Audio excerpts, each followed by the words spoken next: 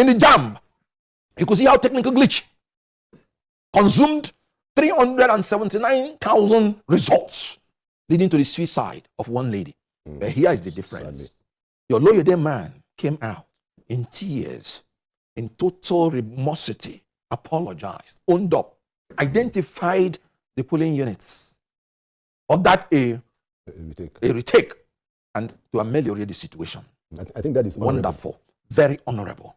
Compare that with Professor Yakubu, who owned up there was a technical glitch, who refused to identify the polling units affected and refused to conduct a rerun, and shamelessly came and declared the results from the sky and told people to go to court.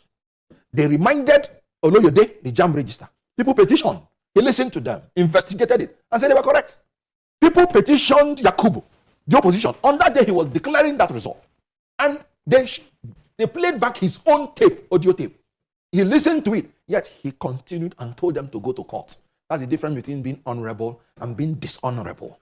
Nobody should give 1 naira again to that Yakubu until he retires. He's looking for retirement benefit. It's the worst thing that has ever happened to Nigeria in terms of electoral process. Before the 2023 general election in Nigeria, normally what happens is that after the elections, maybe within 1 month, 2 months, or just very few months, the whole election will fizzle away, the opposition will go away, and then they will reconvene in the next 4 years for another campaign and another election, and the cycle would go on like that.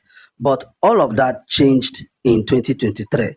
Now, this is about 2 years into the swearing in of the Tinubu administration, and Peter Obi supporters are still there, reminding them that they didn't win the election. When they see that these his supporters are not relenting, they are actually afraid of what might happen in 2027. Unlike what people think that they have captured everywhere. No. If you look deep inside, they are actually afraid. I'm seeing Tinubu's posters in some places.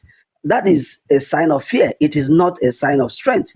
They are afraid because they don't know the angle Peter Obi supporters are going to come from. So they know that in 2027, if they do anyhow, they may not go scot-free as they did in 2023, because they are just afraid of what might happen if they try to do as they did in 2023. So these are the reasons why you notice that there is always, seems to be always efforts to talk about Peter Obi, to talk down on Peter Obi,